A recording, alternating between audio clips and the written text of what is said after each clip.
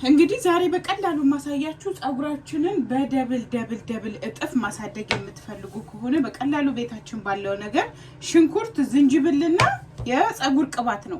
የጸጉር ቅባት እኔ ዛሬ ተጠቀምኩት የወይራ ዘይትና የኮኮናት ነው። እናንተ ያላችሁ መጠቀም ኮኮናት ካላችሁ ኮኮናት፣ የወይራ ዘይት ካላችሁ የወይራ ዘይት፣ የፈለጋችሁትን ብቻ እናንተ የምትጠቀሙትን ቅባት መጨመር ትችላላችሁ። ምንድነው ማድረገው? ሽንኩርቱንና ዝንጅብሉን ድቅቅ አድርጋችሁ ክትፉት። ማሽን ወይም መፍጫው ካላችሁ በመፍጫው ፍጩት። ኦኬ። መክተፍም ከማሽኑ ከሌላችሁ መፍጨት። ምንድነው የምናደርገው? ከዛ በሳህን አድርገን ለብ ያለ ውሃ ላይ እናንተ ከተከዋለን። ይሄኛውን ፈጭቼ ልመለስና ላሳያችሁ። እምጠቀመው እነዚህን ሁለት ዝንጅብሎችን፣ ይሄኛው ዝንጅብል መሆኑ እንድታዩ ነው። እነዚህን ሁለት ዝንጅብሎችን እኔ ምንድነው ማደርገው? መፍጫ ስላለኝ በመፍጫዬ ነው የምፈጨው። ዝንጅብሌን አደርጋለሁ። ሽንኩርቴን እንደዚህ ከትፈውና ማሽን ውስጥ አድርጌ ነው የምፈጨው። እናንተ ማሽን ካላችሁ በማሽን ከሌለም በመፍጫ አድርጋችሁ፣ ያው እኔ በዚህ መፍጫዬ ነው የምፈጨው። ለምን በደንብ እንዲዋሃድልኝ ስለምፈልግ። ፈጨውና ያው ሽንኩርቴን ፈጭቻለሁ። ዛሬ ትልቁ ሳህን ስለሌለኝ በትልቁ ሳህን ነበር ሁሌ የምዘፈዝፈው ታውቃላችሁ። ምንድነው ማድረገው? የተወሰነው ሽንኩርት እዚህ ላይ አደርገዋለሁ። እናንተ ትልቅ ሳህን ካላችሁ ትልቅ አድርጉ። ትልቁ ሳህኔ ስራ ስለያዘ ነው። በፈለጋችሁትም ማድረግ ትችላላችሁ እናንተ በሚመቻችሁ። እኔ ግን በደንብ ሽንኩርቱ በደንብ እንዲገባ ስለፈለኩ ወይኔ ተቃጠልኩ ትላላችሁ። ተቃጠልኩ እግዚአብሔርን። በነገራችን ላይ ሽንኩርት ከሚያቃጥላችሁ የመጀመሪያው ሴት እኔ ነኝ እና ባሌ ሶሪ ብያለሁ። እና እናቴ ብዙ ጊዜ አልቅሼ ስታየኝ ሰው አስለቅሶኝ ይመስላታል። እኔ ያለቀስኩት በሽንኩርት ነው። ምንድነው የማደርገው? ትንሽዬ የወይራ ዘይት አደርግበታለሁ እዚህ ላይ፣ እዚህኛውም ላይ ትንሽዬ የወይራ ዘይት አደርጋለሁ። ኦኬ። ከዛ እናንተ የፈለጋችሁትን አይነት የጸጉር ቅባት መጠቀም ትችላላችሁ። ግማሹን ኮኮናት እዚህ ላይ፣ ግማሹን ኮኮናት እዚህ ላይ። ኦኬ። ለምን የተረፈኝንም ተቀብተን የተረፈንን ስለምናስቀምጠው ማለት ነው። በነገራችን ላይ እኔ ካስተር ኦይል በጣም ተጠቃሚ ነኝ። ፒውር ካስተር ኦይል ስለምጠቀም ካስተር ኦይል አደርግበታለሁ። ስለዚህ ዝንጅብል የሚጠቅመው ዋናው ዝንጅብሉ ቆዳችን ላይ የተለጠፉ፣ እናንተ ካስተር ኦይል ከሌላችሁ ችግር የለውም፣ ያላችሁን ቅባት መጠቀም ትችላላችሁ። እሺ። ከዛ በደንብ አድርጌዋለሁ። ይሄ ውዶቼ ምን አደረኩት? ውሃ አደረኩና ብረት ድስቴ ላይ ጋዜን ለኩሻለሁ።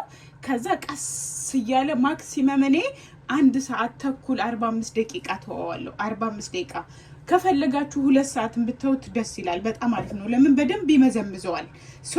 እንደዚህ አድርጌ ባለኝ ሰዓት ያክል እተወውና በደንብ ከተከተከ በኋላ መለስላችኋለሁ። ጋዙ አትጨምሩት፣ በመካከለኛ ሙቀት መጠን አድርጉት። ለምን እንዳያቃጥለው ቀስ ብሎ ምዝምዝ እንዲያደርገው ማለት ነው።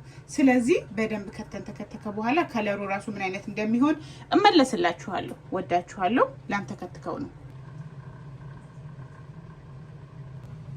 ይሄው እንግዲህ ውዶቼ እንደምታዩት ተንተክትኮ አያችሁ። ሽንኩርቱ ያው ተንተክትኮ በቃ ራዲካሊ ሽንኩርቱ ከለሩን በደንብ ቀይሯል። እንትኑ ራሱ በቃ ይሄው ዘይቱ ወይም ቅባቱ የጸጉሩ ቅባት ምን ሆኗል? ከለሩን ወደ ሽንኩርቱን ይዘት ልክ ዘይት ሽንኩርት ስናንተከትከው ማለት ነው። ሽንኩርቱ በቃ ቀደም ፍሬሽ የነበረው አሁን ይሄው በደንብ ብስል ብሏል። ምንድነው ማድረገው? ፋይናሊ እናደርገው ቀጥታ ይሄው ሽንኩርታችንን አምጥተን እንደዚህ አድርገን ቀስ አድርጋችሁ ማጥለል ብቻ ነው።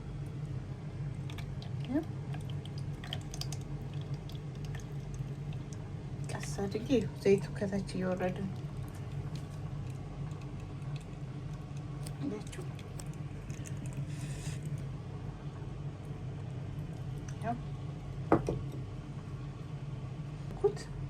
እዚህ ጋር ጨምቀዋል።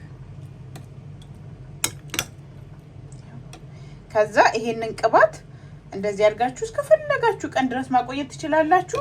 ከዚህ ጸጉራችሁን ስርስሩን በደንብ ዘለላውንም ስርስሩንም ተቀቡትና ማክሲመም 5 ደቂቃ የሚሆን በደንብ ቅባቱን ከቀባችሁት በኋላ ማሳጅ ታረጉታላችሁ። በደንብ ማሳጅ አድርጉትና ምንድነው የምናደርገው? ማሳጅ ካረጋችሁ በኋላ ማክሲመም 45 ደቂቃ እስከ 1 ሰዓት ታቆዩና ትታጠቡታላችሁ ማለት ነው።